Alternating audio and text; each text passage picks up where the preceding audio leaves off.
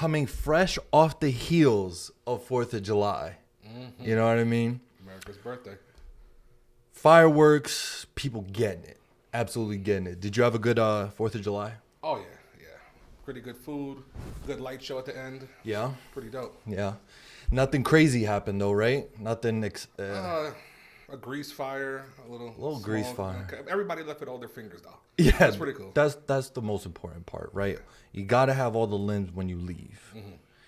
With that being said, it's summer, baby. And no matter where you go, no matter where you stand politically, you go and barbecue. That's a fact. That's a fact. That's what we're going to talk about, because I feel like we need to lay down some ground rules. What is the etiquette? So boom, barbecue etiquette. What's something that you feel like these days people crossing the line, people need to know? What's your take? Well, I feel on both sides, whether you're the host or the guest, there's a couple things that people need to take into account when you're going to or hosting a barbecue. Mm-hmm. For example, say I'm a guest. Mm-hmm. You invite me to your barbecue. Is it automatically assumed I can bring a friend with me? Okay, so you're the host, or are you the guest? I'm the guest. Okay, and you're like, is it assumed that you could bring a plus one? Yeah. For me, in my book, I'm gonna say no. Mm-hmm. I feel like it's courteous. You know what I mean? I'm not saying it's the biggest no-no if you went ahead and brought your plus one. Right. But here's the thing. Not everybody fits into everybody's circle. True. And if you do bring a wild card, people got to know. People have to be forewarned. Like, hey, bro, you know so-and-so? Mm-hmm. Yeah, so you got to hide that. You got to, do this. You got to do that. You know what I mean? Okay. So it's just kind of like you're clearing the air for everybody else and letting everybody know, like, hey, this is how we got to adjust depending on who's there. Right. Mm-hmm. Okay. And let's flip it. Let's say I'm the host. Mm. You show up with the plus one. Right. I didn't know about it. Ooh. Well, Yeah. Drew, you're cool, bro. So I trust you. If you're cool, he got to be cool, right? Right. And then the guy shows up and he's a drunk who likes to cry in the corner. He's killing the vibe, man. And that sucks, right? Like when you entrust somebody to like bring somebody else to it, because when you bring somebody, whether you like it or not, they represent you. Sure. What they do that night is a direct correlation to you and your character. Yes. That's why it's such a gamble to bring people sometimes. You know what I mean?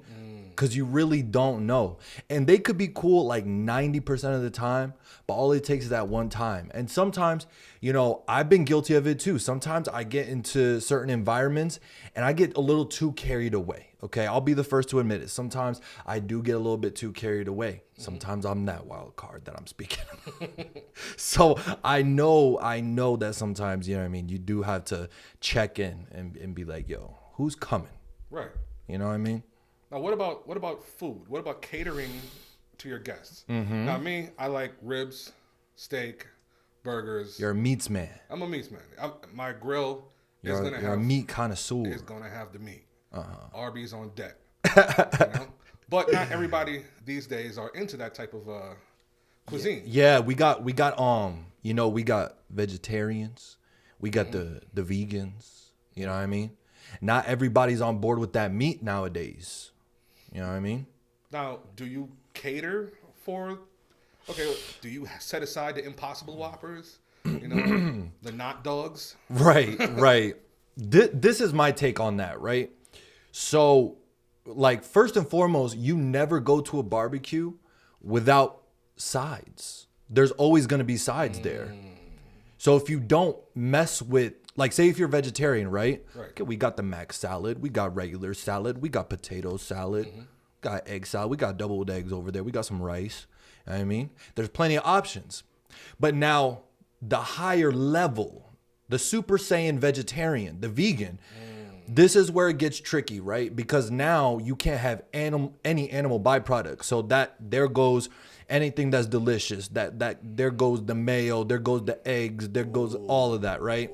So you can't even have the mac salad. You can't even have grandma's mac and cheese. Grandma's mac and cheese. You can't even have that. How dare you? No.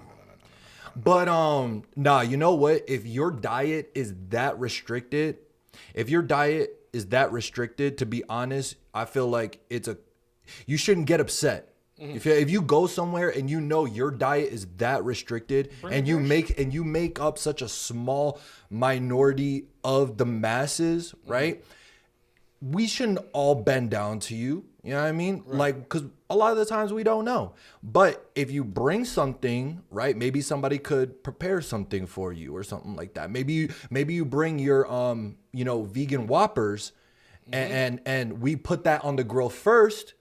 No harm, no foul. You get your patties, right? And then we let the meats continue. You feel me? You don't get none of that beef juice on your but if you're a vegan, you really cannot get mad because the majority really isn't on board with that. You know what I mean? And you can't get mad. Now, especially it depends on what tier ranking you are in the guest list. Like if you're a very important guest, if your family and everybody knows Uncle Tommy's a vegan, then yeah, bro, you knew Uncle Tommy's a vegan, so hook it up, right? So what about the guest that shows up and they're like, is this gluten free? Does this have the one that they're picking apart your dishes? I kind of feel like I don't want to start sounding biased or nothing, but I just kind of feel like that only happens in certain barbecue circles that usually I'm not a part of. You know what I mean? If somebody at a barbecue is asking if this is gluten free, I'm probably not gonna be there. I'm the Hennessy and Spades kind of barbecue man. You know what I mean? Slap it on there and let's continue. So, if somebody's asking if this is gluten, if this is dairy free, I'm probably not going to be there. And if somebody is asking those questions, I'm just going to be like, listen, at your own risk. Because at the end of the day, I don't really know. I don't really know. They're probably that 1+1 wild card that we talked about earlier. You know what I mean? That wild card. And hey, do not start lecturing nobody else about what they decide to put in their bodies, because their body's their choice. You feel me? So don't start that making me feel like I'm a bad guy just because I be eating these meats in these streets. All right. Next up, we got the food set. Got the guest set. Guest food. Right, let's set the vibe. Music. Do you put on your personal playlist? Do you put on a generic pop? Damn. Top 100. How far do you cater to set the vibe? Right. And what kind of vibe are you setting? Right. I definitely, so like with music, it's all about your audience, I feel like.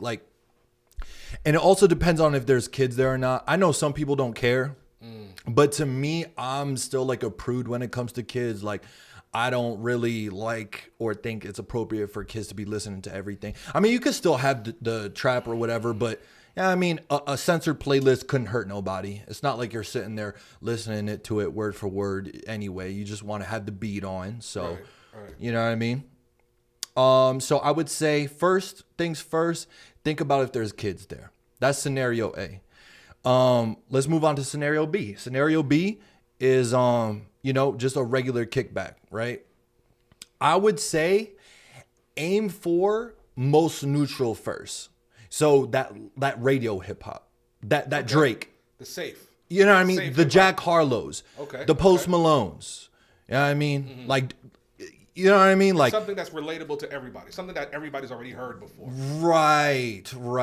And the thing is too with music is music makes people feel some type of way. So you don't want to get people too amped up too early, because then they start drinking faster. Then they start feeling themselves too much. Right. You play a first day out towards the end. Towards the end, not the beginning. Right. Don't get them hyped that fast. You know what I mean? Because there's that guy. Right. You know what I mean? And he, in his mind, he's gonna become those lyrics. Right. You feel me? He starts woo walking in the backyard and then that's it. You know what I mean? He's getting sturdy on grandma's mac and cheese. Oh man. You know what I mean? So I would say hold off on the real heavy duty trap shit. You know what I mean? Save that for later. Okay. But even then, if you already see that people are getting a little bit too rowdy, you know what I mean? Don't egg it on. Right. Read the room. Like if you see people already arguing and stuff like that, calm it down. You know what I mean? Calm it down. Because you could definitely egg it on with the wrong music. Yeah, it's just my organ throwing the DMX and then, Yeah, I mean, fisticuffs. I think that to be honest, I think that the perfect music medium when it comes to barbecues, especially no matter who's there, young, old, or whatever, is like that like 90s, early 2000s throwbacks. You know what I mean? Like right in there, right in that pocket of like 90s R&B and hip hop and early 2000s R&B and hip hop. You know, get some Nellies in there. Some Ja Rule. Get some Jaws in there. Yes. Lil Wayne is safe. You still got Lil Wayne is pretty safe. Yeah, Lil Wayne is pretty safe. You feel me? Yeah. Okay. So, yeah, Left Eye, all that stuff. So, yeah, man, I kind of feel like throwbacks are the way to go because throwbacks make people nostalgic. And when people are nostalgic, they don't want to get violent. They just want to sit down, eat, have a good time with family and friends. You know what I mean? Things were always better back then. You think about it, Yeah. Remember the good times. You don't really want to try nothing when you're feeling nostalgic. When you're feeling nostalgic, you just kind of want to be in the moment, eating your rib. You know what I mean? Double cupped up. No, absolutely. So besides that, right? There's something else about barbecues, right? The games. The games. Entertainment. You know what I mean? How do you feel about that? Like you mentioned earlier, spades for me is a must. If not spades, Got to be there. You know, you got to get the cards. You got cards, dominoes. Off rip. Yeah. And then you have something that's a little bit more physical. Remember you said one of the past episodes, cornhole. Pretty facts. Yes. It's not as popular, but once you get into it, that becomes pretty competitive. That's what I'm like. Cornhole. Like, listen, I never played cornhole until I lived in the South for a little bit. Extremely underrated game. Extremely underrated. Like, it's not like a country game. Like, it's actually super fun. Right. And you bring it out, people are gonna start playing. It's not like they're not gonna play. Right. You're gonna play, bro. You know what I mean? Nah, I agree with that. You gotta have the games. What about I've seen more and more recently, outside of the drinking games, you know, you got flip cup and stuff like that, like, you know, college games, beer pong. Beer pong. You know? Yeah. You know, don't see if anybody wants to see me in that beer pong table, man. We out here. I mean, rollbacks all day. Do you think what do you think is like the biggest difference between a white barbecue and a black barbecue? Entertainment. What are we doing to pass the time? Yeah. You know? And that comes down to the games. Most of my white barbecues that I've ever been to are majority white. They don't have the cards there, they don't have the spades. I don't think I've ever seen the dominoes. No. I don't think I've ever seen the spades. I've seen hacky sack, I've seen cornhole, I've seen the horseshoes. I've seen the horseshoes on the horseshoes, yeah. Yeah, I've seen the horseshoes. Yeah. And you know, stuff around that. I haven't seen too competitive. Right. It's been more friendly, more peaceful. Yeah. Right. You know, more kumbaya. I haven't seen when you put that wrong card down. Yeah, it might be the end of the night for that. Fact. You know? Yeah. Arguments. Also, what happens? The type of shenanigans that goes on at the barbecue. All right. You know? Right. That drunk uncle that's gonna come up and he's gonna, you know. So that's another thing, right? Liquor etiquette, right? How do you feel? So if you're the host of the barbecue, is it understood that a barbecue is bring your own, or is it like you have something there, but not enough for the entire night? I think you have, as a host anyway, you have your basics. You have your light beer. You have at least one light and one brown. Yeah. But I think at this point, if you're a regular barbecue goer, you know you can't show up without bringing a 6-pack at least. Right. At least hold yourself down. Yeah, hold yourself down. You know? Yeah. Some people I know, veterans of the game, they bring a cooler. Got you. Know? Bring a cooler, and they have their own preferred beer, whether it's light beer, whether it's, you know, Angry Orchard, you know, something Heineken, some personal brew. I feel like as a host, this is your responsibility. That base case, that 30 of like Bud Light, that's like basically purgatory. If you didn't Right. bring your own, Right, this is what right. you get. You know what I mean? This is what you're gonna get. And don't ask where's the good stuff. Do Don't. not show up empty-handed and then ask where's the good stuff. Beggars can't be choosers, my friend. Get that Bud Light. Get that freaking Bud Light out the There yeah. you go. Yeah. You're lucky if I put ice on it too. Right.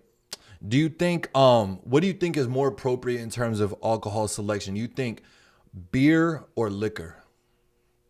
I think it's more important on the beer. Yeah. Because everybody can drink the beer and it could keep everybody at a pretty much base level. Not everybody can handle that hard stuff, you know? Right. Some people are, you know, they could take 6 shots of tequila and they'll be good. Yeah. You know, some people are 2 shots deep and, you know, the top Start crying. Yeah, start crying, start twerking. Fighting, you know, you never know. Yeah. I'm definitely a big believer that like go as neutral as possible for as long as possible. Mm-hmm. Like you bring out that hard stuff, you're playing a dangerous game because you just don't know. You know what I mean? Now it's one thing if like the party starts to clear out a bit and you're around people who you trust and who you know that you could get a little bit more ruckusy with. You know what I mean? From the barbecue to the starting into the after party. Now it's starting to transform into like an after kickback. You know what I mean? Yeah. The relatives are gone. The kids are gone. You know what I mean? Some of the wives are gone. Now we can get spicy. So now we get spicy. Yeah. I kind of feel like you reserve that bottle for when everybody else leaves. Oh, yeah. Because then when you start feeding that, you know what I mean? And then also, God forbid somebody gets too drunk on your dime and then they got to go home. Because you know people get super duper irresponsible when it comes to that. You know what I mean? Oh, I'm not driving, so I'm good. And then, whoa, what about me? I'm responsible for you. I want to drink too. Yup. Nope, that's it. That's a wrap. Speaking of clearing out, the party's over. Party's over. But the people that don't know the party's over, they're just hanging around. You know, it's 1 o'clock in the morning now. Yeah. You know, so most of the food's gone. Even the people who were there for the after kickback are like, all right, bro, I'm out. Yeah. And you got the people that are just chilling. Okay, what's next? How do you clear out the lurkers? You know what's funny is like every culture has their own way to go about this. So like I know from personal experience, it's usually like, what you want, bro? You know what I mean? Yeah, the casual. It's just kind of like, you see what time I'm on. yeah, So what you about to do? yeah. What are you about to do? You know what I mean? Yeah, because you gotta shift it onto them. It's not what we're about to do. It's about what are you about to do? You know what I mean? I think that sometimes you got to just be direct, but also I do kind of feel like, you know, I like to put as much positive out there as possible. I do kind of feel like if you see somebody is clearly fucked up, clearly has nowhere to go, and if you are the host, I'm sorry, bro. I'm sorry. As a human being, take the small L, get him a nice little spot. It doesn't have to be fancy. Beggars can't be choosers. It doesn't have to be fancy, but get him and set him up a nice little spot and let him at least sleep it off a couple hours. You don't have to make him breakfast. You don't have to call him an Uber unless you want to, but bare minimum, allow him the opportunity to sober up. All right. You know what I mean? Pull out couch, take your shoes off. Yeah, like don't just throw them out to the wolves, you know what I mean? Cuz I understand like, oh, we're all adults, you make decisions, yada yada, but you know, God forbid something really heavy happens after they left. You know what I mean? How are you going to be able to really sleep that well? Maybe some people can. I wouldn't be able to. Or what about the people who are clearly fucked up, but they want to leave anyway? You know? Ooh, that is, you know what's crazy is that happens more often than not. No, I'm good, bro. I'm good. And they're like, you know, doing. I'm probably in the camp that people are like, oh, you're doing too much, bro. Let people do their thing. I'm in the camp of I'm taking keys. Yeah, I mean, I'm in that camp. Right. I'm the type of guy to take your keys and pretend you lost them. Like, what? Where's your keys? You left them where? Let me help them. You know what I mean? Yeah. Pretend like because here's the thing. If you tell them that you have the keys, Now they're going to try to fight you. Right. But if you take the keys on the low for their own good and just pretend like they're lost, be like, hey, bro, your keys are missing. You either got to drive home with somebody else or you're going to crash here. No harm, no foul, right? Yeah, crash here and then find it in the morning. You know, and then in the morning, just be like, hey, bro, listen, I had your keys the whole time. I'm sorry, but you weren't in the right state. 9 out of 10 times, they'll thank you for it. High key, though. Yeah. I know I've been thankful to get the couch to crash on. I've been back in the city. I left parties like 2 o'clock in the morning, hit the train on the way home. No, I'll take the train. It's all good. I can hit on the train, fall asleep, and I'm doing laps around the city for like 2 hours, Facts. 3 hours before I wake up. And God knows what could happen to you along the journey. That's the thing. Like, it's not just getting from point A to point B. When you're that inebriated, you're going to hit J, Q, Z. Like, you're going to go all over the place. You know what I mean? Definitely. So I just kind of feel like when it comes to like barbecues and stuff like that, you know what I mean? Just put out that positivity. Try to be as good of a person as possible. Even if you think that somebody's not your responsibility, yeah, technically you could be right. Technically you're right. But morally, we know what to do. So let's do it. We're doing a survey around the country on the way population handles themselves and speaks and deals with their friends and interact with their peers.